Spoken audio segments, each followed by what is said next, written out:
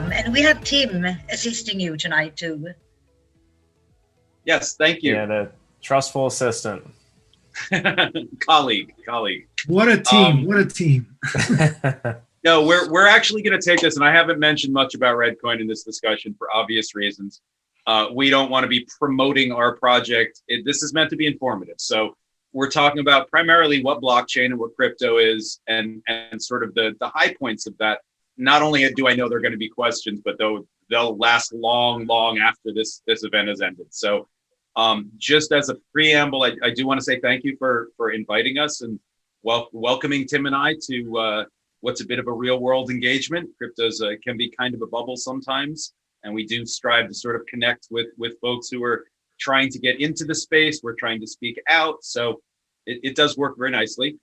My email address is readily available. It's in the top of the chat there, but for anybody that wants to follow up after we're done here, if I'm safe to make that offer, I'm happy to do that. You're welcome to email me, TechAdept@ReddCoin.com, if you have further questions, or we'll talk a bit about that.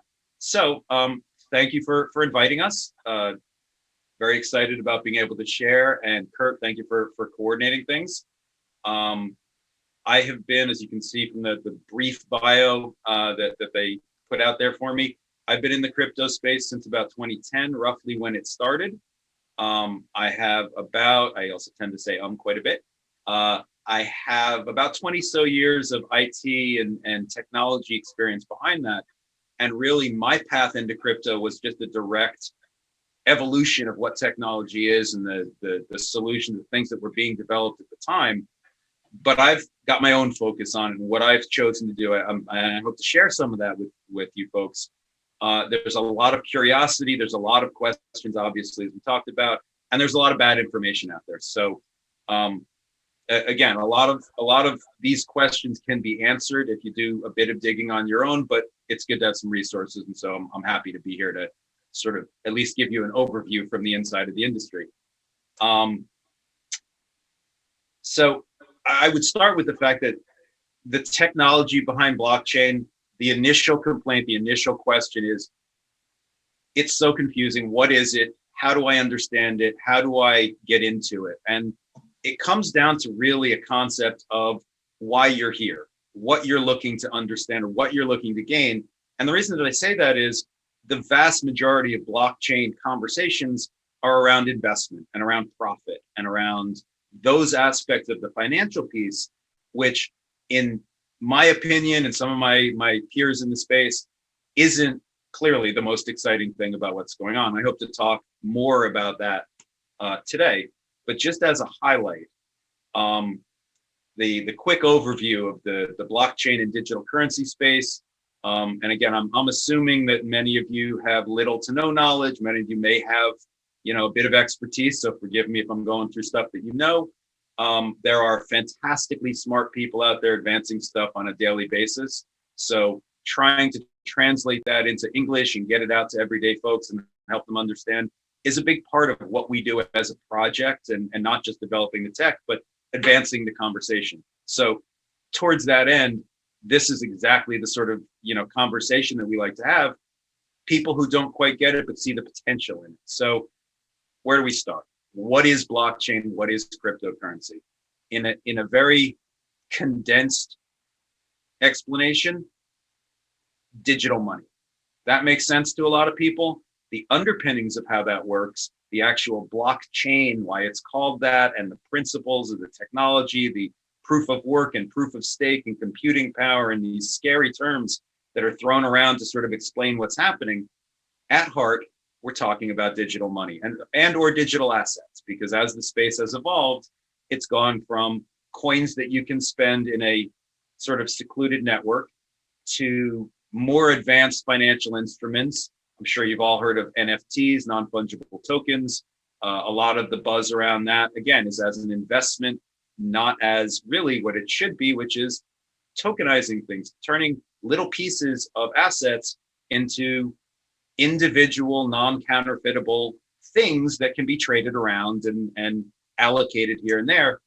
If you start to extend that metaphor, not as how do we make money off that, but how do we apply that tech to things, you start to see very quickly, it's not just buying and selling a Bitcoin. It's tokenizing real estate. It's vehicle ownership and marriage listings and deeds. And I mean, I'm wandering away from my script, and I tend to do that. But it's an endless array of sort of, if you don't have to trust an intermediary to agree with the other folks in the system that what you're all looking at is accurate, that's the fundamental basis of what blockchain is. It's overcoming the other people can change data in a system I'm looking at unless that is controlled somehow. And what blockchain and Bitcoin specifically have done is monetize that security, put a financial incentive for the folks running that system, your miners, everybody's heard of miners, to keep that system secure and to make it prohibitively expensive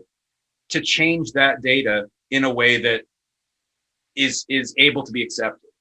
So essentially what was created was an evolution of the e-gold and the digital money that has crept up before, but with the idea that there's no central organization behind it. It's decentralized. It's a peer-to-peer system that's distributed amongst everybody running a software client.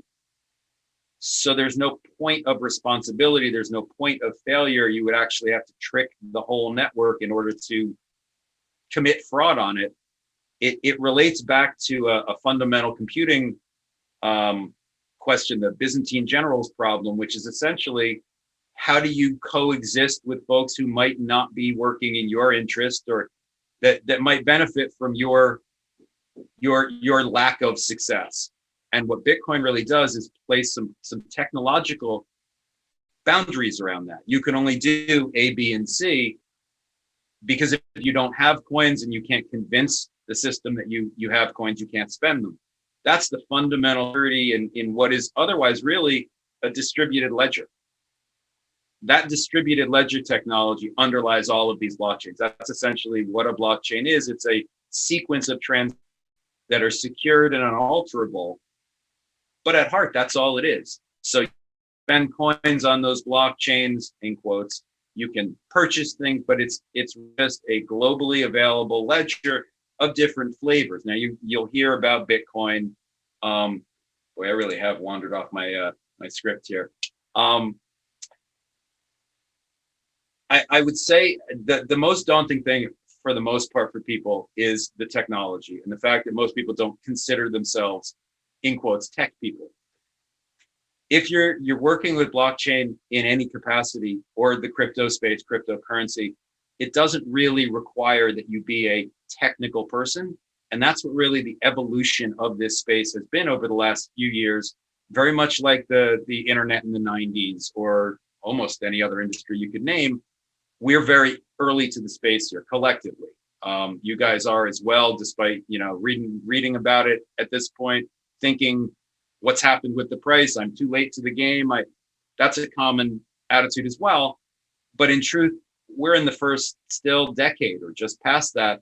If any of you were involved in the internet run up in the 90s, you'll remember what some of that was like. And for myself, the ease of use, in quotes, that everybody's striving for in building this technology is mimicking very closely what happened to the internet in that time frame, when you could send email. Certainly, I was a student at a university. I would go to the science center and sit at a Unix cluster machine and find a command line and type in a terminal session emulator, and nobody's sending email that way.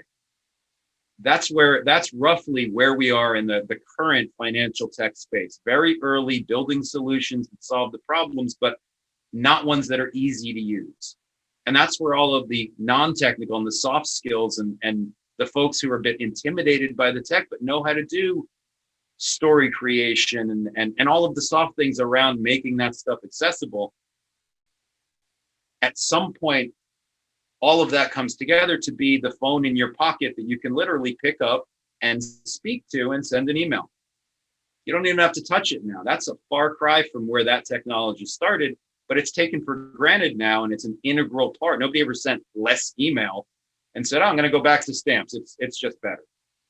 That's essentially the transition that we're looking at, that metaphor of technical enablement to be able to send value here and there, and to speak to some of the stuff that the projects that you guys just mentioned, I mean, not only has our project ReddCoin tried to focus on the social side and to create some good with the audience and the space that we have, trying to encourage that, I see efforts like the ones that you just mentioned being for technological solutions like this, because again, and one of the things I didn't mention is speed and fees and lack of restriction, lack of censorship, lack of government really involvement in these financial systems, much as they're trying to make their way in, means to solve the problems that you guys just talked about in this call, sending money to folks in Guatemala or funding postcard initiatives,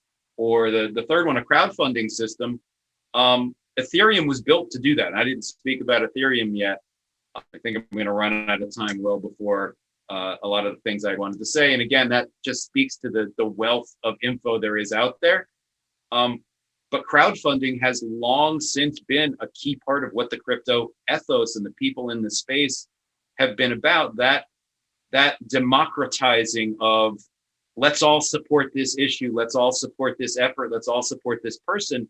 In fact, that mechanism is really what my project ReddCoin, or our project, I should say, ReddCoin is about. Not purely a payment system, but an enabler of really transmitting value, whether it's tangible and spendable, or human and social values, and encouraging good, catalyzing folks to just send a postcard or contribute a couple of dollars to a good cause.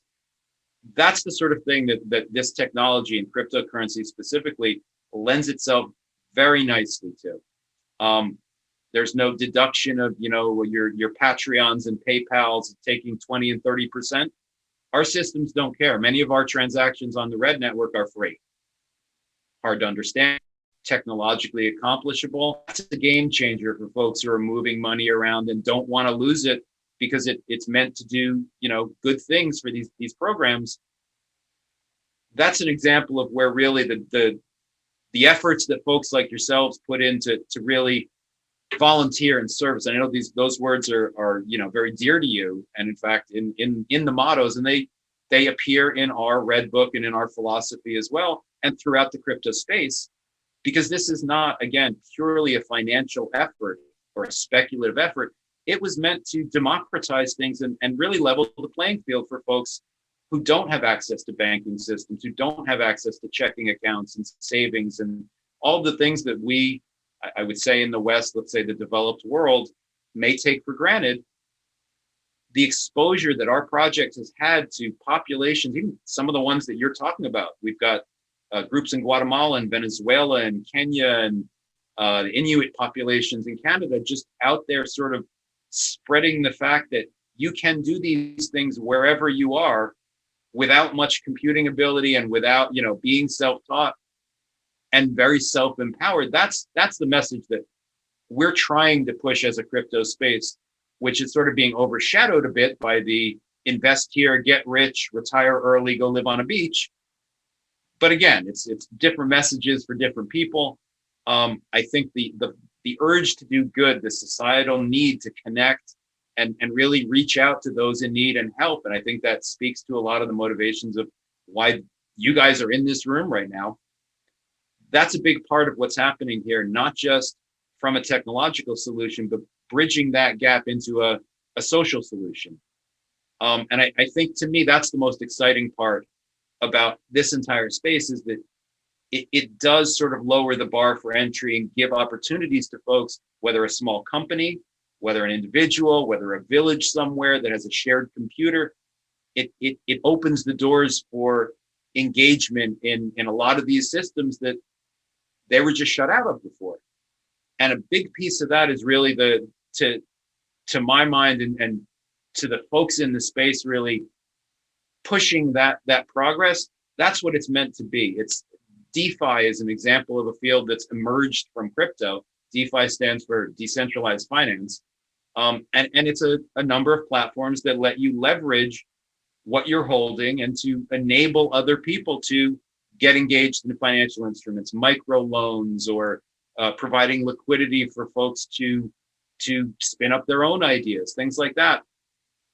all of that has direct application to the projects and the efforts that you guys are making in Rotary. But bigger picture than that, it really applies to businesses, organizations, communities around the planet without an eye towards those borders and restrictions that have been sort of artificially placed.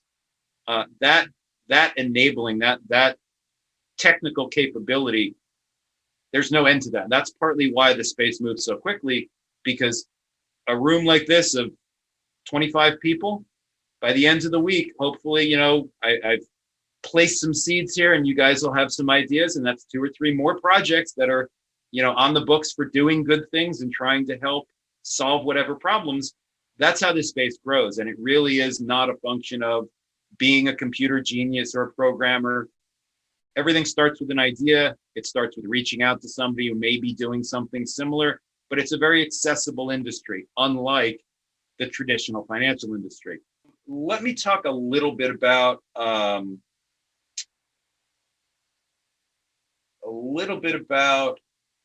what Ethereum is, because that's, again, it's an evolution of sort of what the basic concept of crypto is, and that idea of a store of value. Essentially, a lot of the crypto project, the blockchain projects out there were established to be a specific currency to do a specific thing. For our project ReddCoin, it's meant to be a utility currency that's very fast, low cost, and well distributed. That was a tweak of Litecoin, which was a tweak of Bitcoin. And as I said, you can take these open source projects and copy them and fork them to your heart's desire. It is freely available for anybody that wants to get into the space, literally to copy any of these projects, call them forking, and rebrand and do what you'd like. That's the beauty of open source, and that powers the entire space. So all of these ideas, all of this intellectual property is available for free. That's a huge enabler for the space as well. And what that's driven is platforms like Ethereum, and I call Ethereum a platform rather than a currency. Ethereum was built to be a computing solution, a distributed world computer, not a currency. And essentially, that's what it is. It's a Turing complete smart contract system that can be programmed in a way that doesn't need human intervention. That leads to creative things like autonomous entities, like the DAO was one of the first efforts at that. The Digital Autonomous Organization, or DAO, was basically a set of code that was created as a business to do certain things and to provide certain functionality on the Ethereum blockchain. And that's all it was. You could interact with it, you could deposit, you could purchase certain services. Now, ultimately, that actual entity got hacked, and all of the value in Ethereum was liquidated from that, which caused a bit of a schism in the Ethereum community and a philosophical difference of, well, if this is an autonomous entity and we've coded it and let it go, who are we to say, let's undo this hack and give people their money back? So there's a philosophical aspect to everything really that happens in the space as well, or a value, I guess, proposition of what are these systems that have been put out to people, and what are the responsibilities of these users to engage on their own. In fact, that discussion, that debate of that's not fair that we all lost our money and we all want it back versus we have no business changing the code because the code is the rules of the game. I think that was grammatically correct. That led to the creation of Ethereum Classic, where one group forked Ethereum and said, all right, we're going to undo that, give everybody their money back, blacklist the stuff that was stolen, very centralized topics. And that's, again, the struggle in our space is to maintain those principles while we're engaging in building solutions for the real world that require some centralization and some governance and some, regulation and licensing and all of that sort of real world red tape that all of us are very familiar with. A lot of that is lacking in the crypto space because of the nature of what these platforms are. Ethereum, however, went on to spark or to spawn thousands of tokens, allowing, because the ability to create your own token on the Ethereum blockchain, and this is how it was designed, is minimal. I could do it while I was talking to you. I've created 4 or 5 of my own back in the day. That's typically how it goes. The first page, in fact, of ethereum.org is create your own token. The second page is create your own crowdfund with your token. You can imagine how that went back in the mid 2010s. Everybody with an idea created a token, created a crowdfund, launched an ICO, took in a bunch of money. That led to a lot of fraud. So circling back to that, there is a lot of fraud in the space because of the complexity, because people are willing to try to dazzle you with BS rather than really having content or having a valuable, offering. A lot of the stuff out there that you'll run into is, as we say in the tech industry, vaporware. It's an idea, it's a marketing team, it's a bunch of social media, and people looking to collect funds to sort of either fund that or run off with. That's a detriment to the space. But the reason that it's worth mentioning is more and more that's becoming under control. And the real projects, the real content, the real use cases and applications are emerging. Ethereum has spawned so much creativity and innovation and solution. I couldn't even begin to list the project based on that. That has spawned other ecosystems of solutions. And again, I could throw names out there like Nexus and CeeLo and Polkadot. They're really all just names until you go and look them up.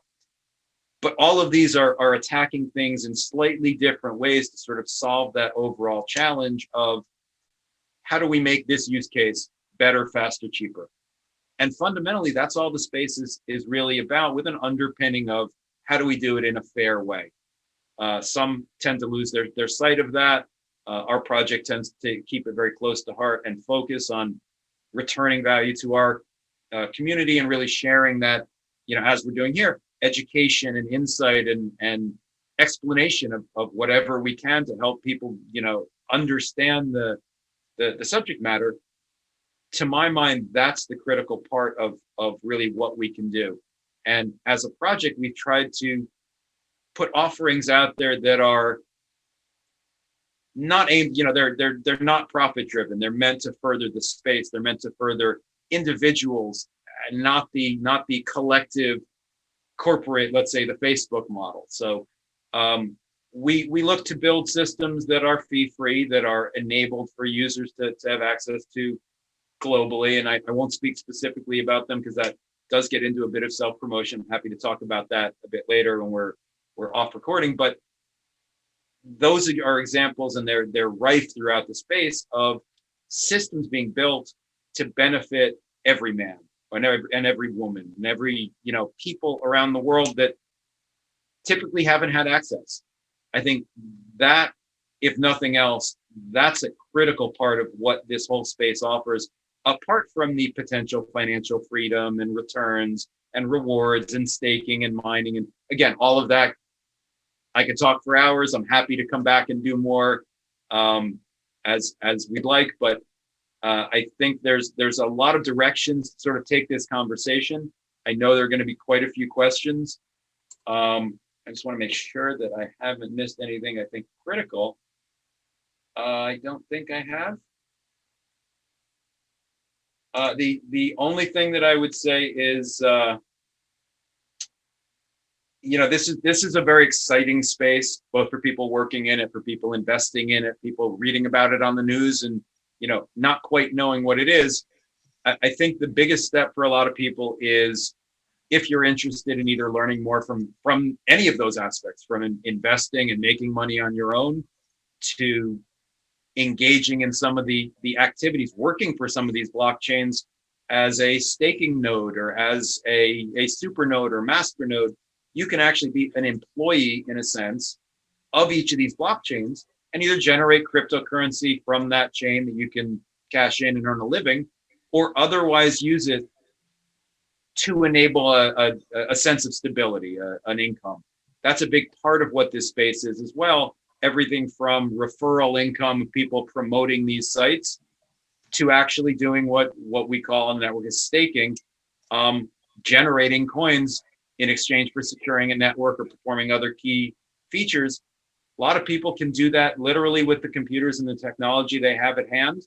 that's yet another example of being able to engage in these systems, not as a user, not as the packaged product, but as a beneficiary in a way that's fair, in a way that benefits both those folks and the system as a whole. And that's a bit of the novelty and the innovation that really is driving this. In part, working together. Maybe it's not innovation, maybe it's just a throwback. But to me, that's a very important part of what we're doing as well. And our community is just as important within our coin and the larger crypto community, and ensuring that there's good information out there and that folks are comfortable engaging so that we can all move this together or forward together. That's what my mission is. It's not about getting rich. It's, you know, and the folks that I've run into in the space over the last decade, amazing. Everyone's smarter than the next, everyone more innovative than the next, people working 26 hours a day. I think there's probably some commonality with this group. People looking to make a change and make things better for those around them. That's really what underlies the fundamental crypto ethic. It's not profit. It's not let's go to the moon. I'm sure you've all heard that. It's really not. It's genuinely about providing better systems and sort of reinventing what are essentially broken paradigms. I probably should have spoken a bit more about that. I didn't get a chance, but again, that's what's driven all of this innovation. Is what exists isn't good enough. It's benefiting small groups, entrenched, you know, folks with vested interest. And fundamentally, the effort behind crypto is to undo that and to say, that's not fair. I think that's probably the best place to stop and say, if any of you would like to help us make the world more fair and a better place, blockchain and the crypto sphere is certainly a good way to engage and do that in a very tangible way.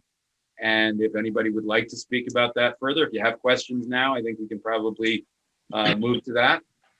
But you're all welcome to participate or really help spread the gospel if you'd like. Okay, thank you very much, Jay. Interesting. So I think we have questions. Anthony. Thanks very much.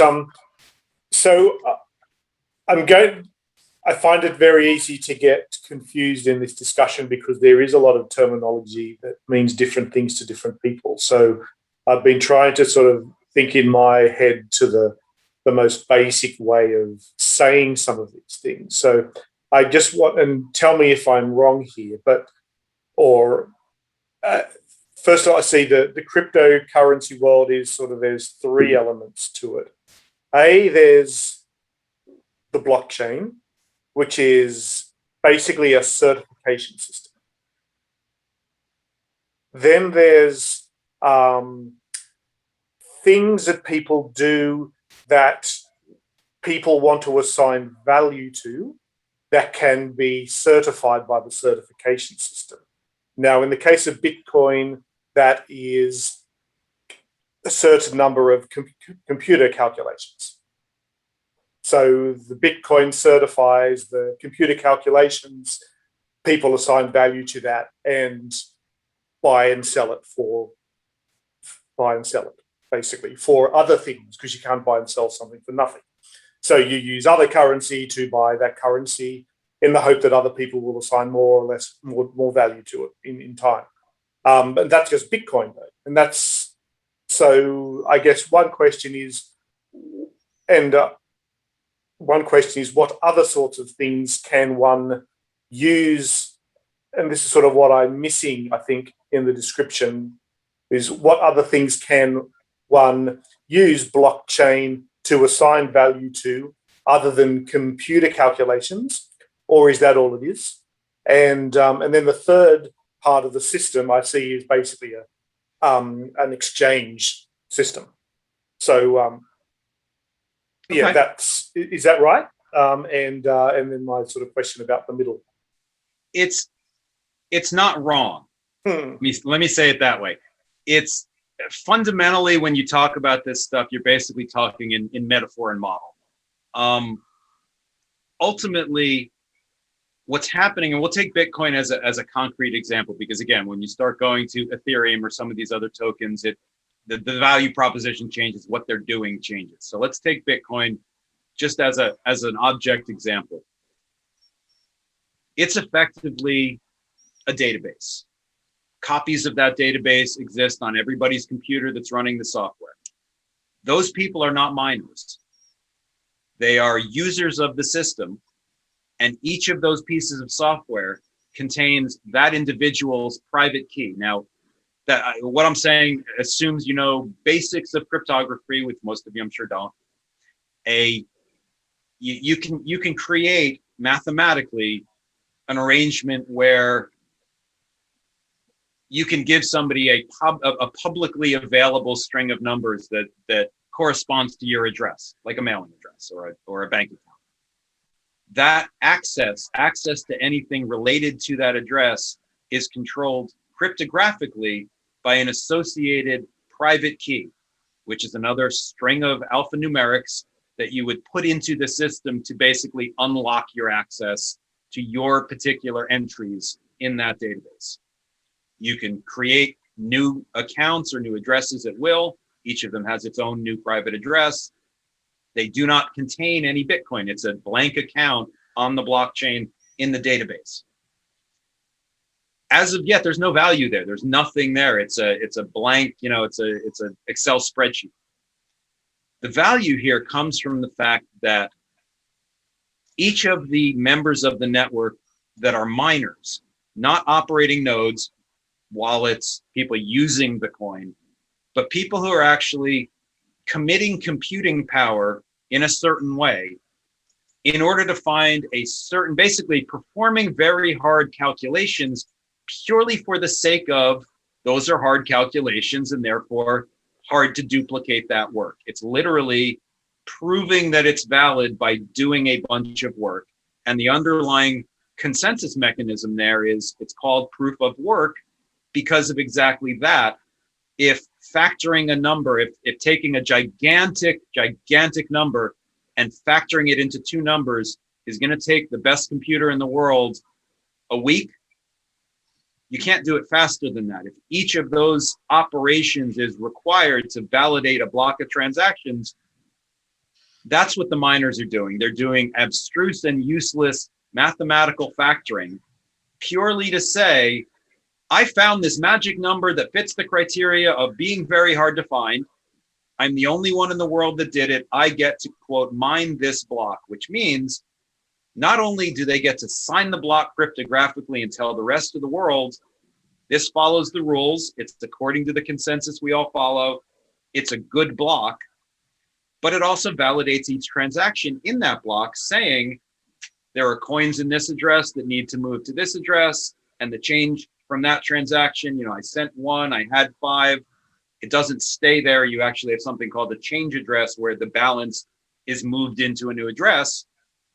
Each of those is a transaction, sometimes very complicated, sometimes multi-party and multi-signature. And fundamentally, though, it's just a flow of ledger entries. You could even think of it as coins not existing. It's literally a ledger entry.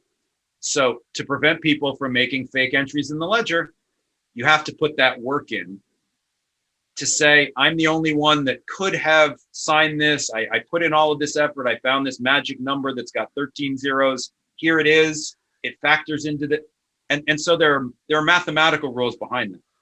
All of that to say, when I do that as a miner, I put in all of that effort, I quote mined that block, the network gives me as a miner a chunk of Bitcoin.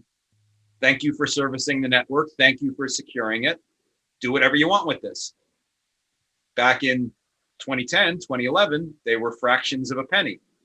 Who cares? Why, I've got some Bitcoin, I've put it in my wallet over here, but the network keeps running and processing transactions because of that. Now, the value of a Bitcoin is artificial. It's what the market assigns to it. It's speculation and long-term, well, if this catches on, everybody will want one, and there's only 21 million of them, and of course I should hoard them. And all of that logic leads to a monetary value. Artificial scarcity, coins being lost, folks in the real world in fiat positioning to try to corner their piece of the Bitcoin market. Again, it's all artificial. It's all speculation. the fundamental value there is you can't duplicate those blocks without putting in the same work on Bitcoin. You can't edit the data. That's why it's valuable. That's why those folks spend time, effort, and compute cycles in mining.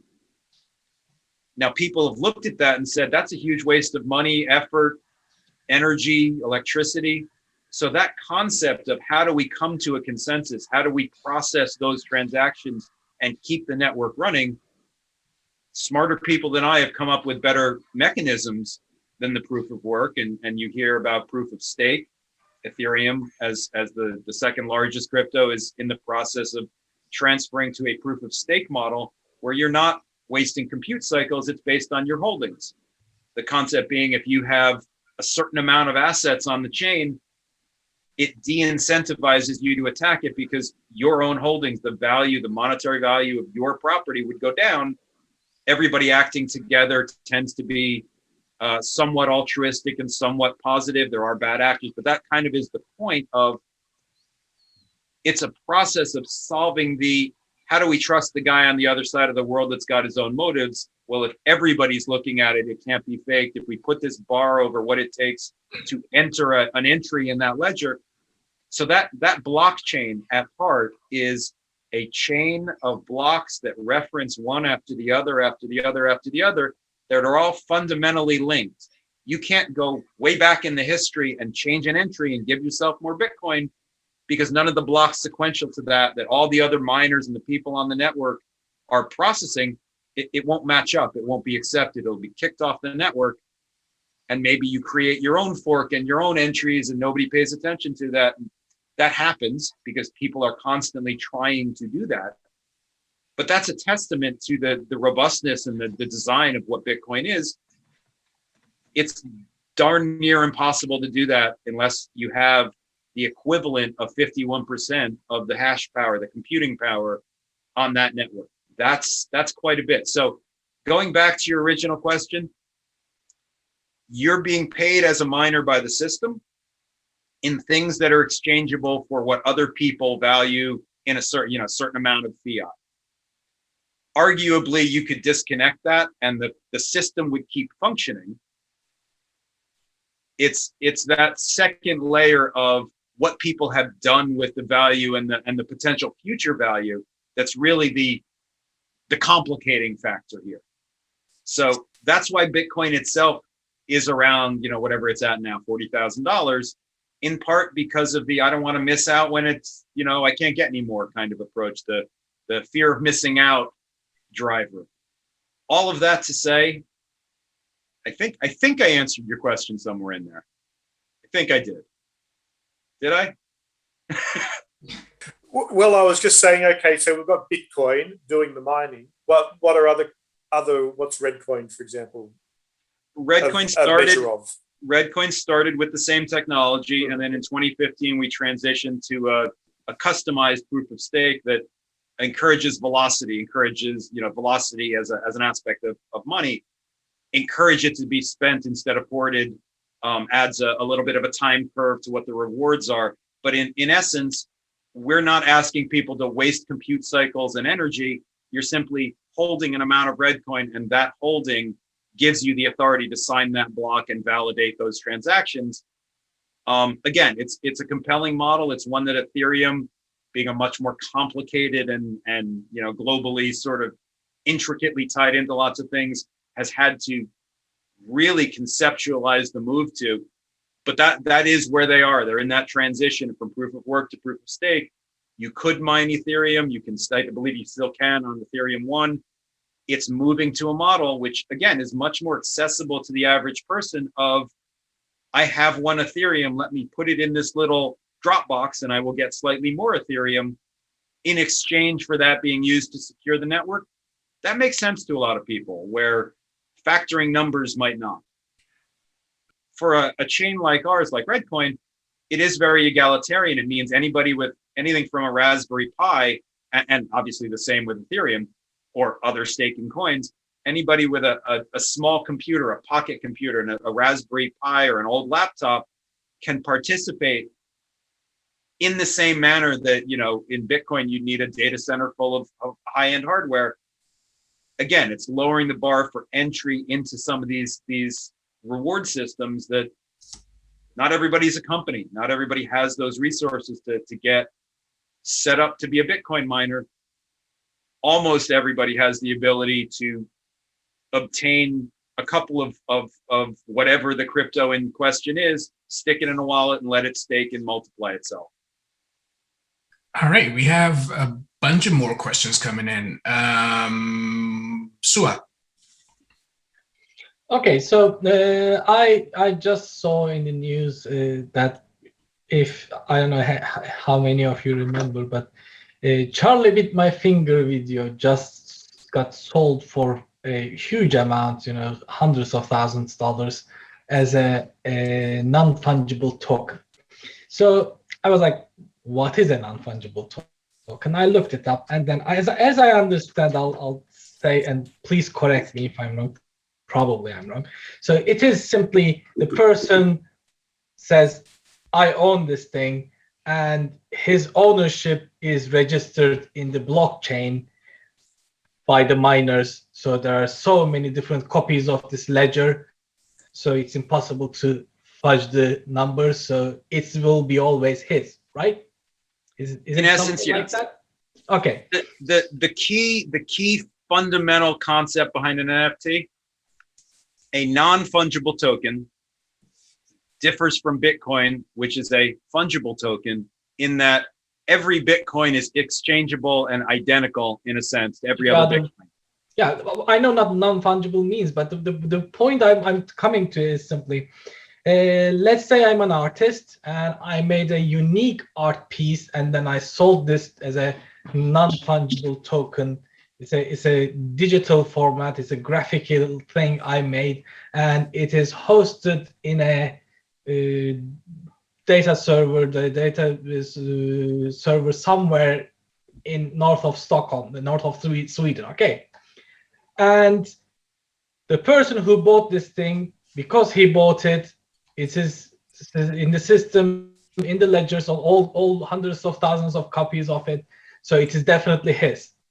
But something happened to the server up north, and the data is lost.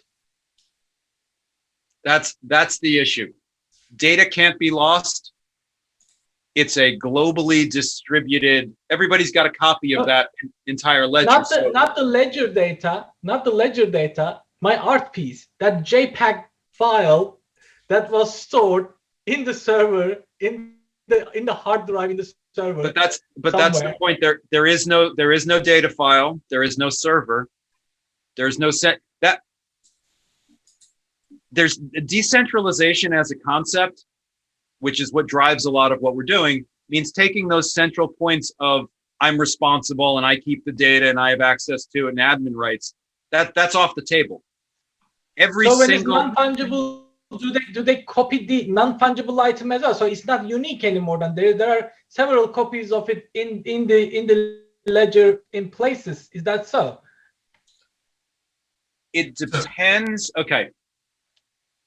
Let's say it this way, because what's happened recently, and again, it's the popular hype versus sort of the more down-to-earth use cases.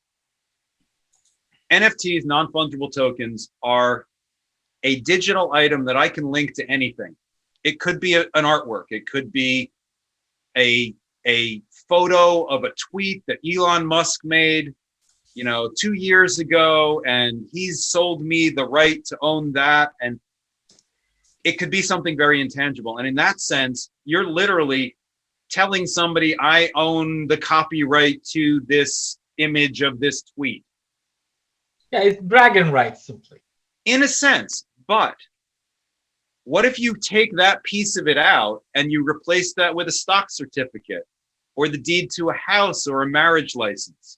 Or, I mean, stock certificates are really the most on the nose comparison, because yes, each stock certificate for a given company is interchangeable, but they have numbers, they have serial numbers. You have such certificates 1 through 10. You decide you want to sell a little bit, you can sell certificate number 10 to your friend in the marketplace for that, which up until now was the stock market.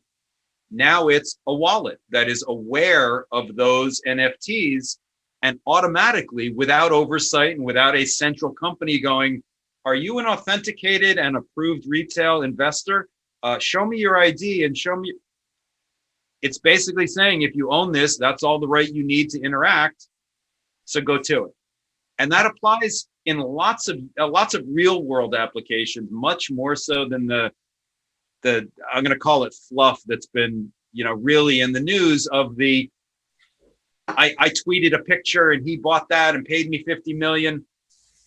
To me, as an employee in this space, as a missionary of what that annoys me. That's detracting from what we're doing, and it's emptiness. It's the same folks that are buying art and hiding it in their private collection and bragging about what they spent. That's not really where the NFT concept's going to apply. As an example, and I found this when I was writing the script for this, Sweden actually started back in, I think, 2016 or 2017, a pilot program using the equivalent of NFTs as a land registry. Perfect example. I don't necessarily know how that progressed, but early on, that was 4 or 5 years ago, that concept of digitally capturing ownership, capturing access, capturing authority, and yet not having one server that can be hacked that will move the title of your house to the guy down the street. If you can be secure in that the data has integrity, and it has integrity because you can see what's happening on a global basis, it allows you to do a lot of those things that you couldn't do if it was just a company offering you that service. We're a bit of sticklers for time, so we will officially close the meeting. So I'm going to pass it on to Mirella, and we can continue the discussion once the meeting is officially closed, of course. Thanks, It's a Mark. very, very interesting discussion. Yes. Over to you, Mirella. Thank you very much. Okay, thank you for all the guests attending tonight, and I hope to see you at the handover next week on the 10th, when Anthony Pierce takes over. That is so exciting. So, but thank you very much. See you next Thursday, and now we officially close the meeting, and we can continue with the questions. We have like another half an hour. Yeah, I think we have Yes. more questions coming up. So, Jay, if you don't mind sticking around for a few minutes. Oh, not at all. All right. Okay. There's plenty of interest and plenty of interesting questions, I think, coming up. So, If we had covered them all in half an hour, I'd have been shocked. all right. Okay. Suat, did you have anything else to add? No, thank you. I got the answer. So yeah, now I understand what NFTs were intended for, and totally not what it is in the news. That's how it usually goes, right? Exactly. Lane, are you still with us? And I think he left. Any other questions? I've got one in that case. I know Gino and Kurt are raising their hands there. Omar, you first, but then. Oh, no, please go ahead, Kurt. They're raising their hands physically. Yeah, I didn't see that. I'm sorry. Yeah, no, I just sort of want to underline this thing about the NFTs, and a good comparison is a couple of years ago, I don't even know what it is now, there were 17 billion shares of Ericsson stock. And the question is, does anybody know where those 17 billion shares are? And there's also, if you own any stock, and I'm sure most of you do, or at least a good portion of you do, you don't actually own it. It's something called, it's in what's called street name. So in other words, your broker, if it's Avanza here in Sweden or Merrill Lynch over in the United States, they actually have it in a pool. And if you buy and sell, you'll get it credited to your account, but you don't actually own the physical share. The difference here with what Jay is talking about and what Suat was asking about is that you do in fact own the particular share. So one of these days, if somebody actually did an accounting on where those shares of Ericsson or IBM or even U.S. Treasuries, for instance, or Statsobligationer here, you just don't know where they are actually, and you don't know exactly what the total quantity is. Here, it's a mathematical certainty. Yes, very down-to-earth question. What about energy consumption? As you know, the whole thing progresses, the mathematical operations become more complex, they require more calculation power. So right now, I have heard concerns about, okay, the whole thing is just becoming really a burden in terms of energy. And there's a lot of hype, of course, but of course, these things progresses. So how is the community addressing this? Is it simply leaving it to the fact that new computing hardware, new PC or computer hardware is more efficient, or is anything being done? I guess you touched on those things, which was really very interesting, but is it being tackled as a sort of a general issue? Thank you. That's actually a great question. It's been very topical, very well discussed, especially since there was Elon Musk tweeted out the fact that Bitcoin being energy intensive may be unsustainable, and that may have taken a $10,000 chunk off the value of Bitcoin because people said, "Oh my God, it is. What are we going to do?" Absolutely, that's been on people's minds more and more. But I have a couple of answers for that.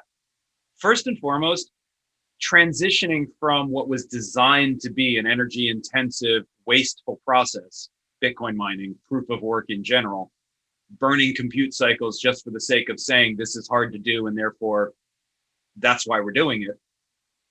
Obviously, that's a poor way to plan for the future, especially with all of the energy sensitivity, climate change, and eco-friendliness and green efforts. And it's a mess from that aspect. However, it's transitioning.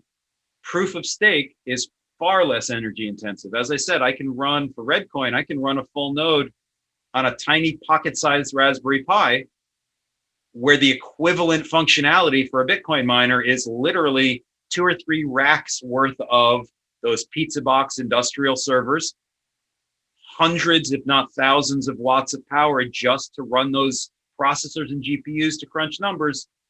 That's a factor of orders of magnitude beyond what our proof of stake network requires. Same concept applies to Ethereum as they transfer to a proof of stake model. All of that mining in Ethereum goes away. It's a much more energy, whatever the opposite would be, unintensive process. But I would also point out the fact that the current state of our society, Bitcoin is wasteful. I think the mining process of Bitcoin has been estimated recently at about the energy output of Iceland.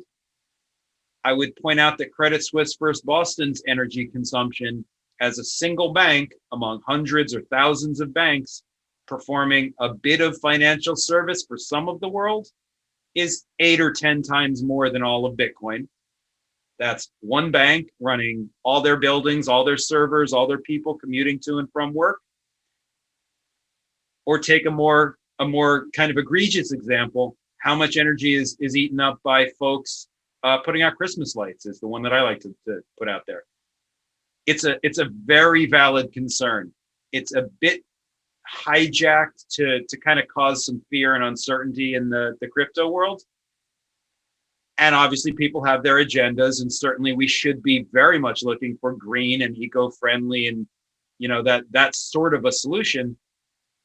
It's a problem. It's not the break Bitcoin problem that it's painted to be, just because of the scale of things.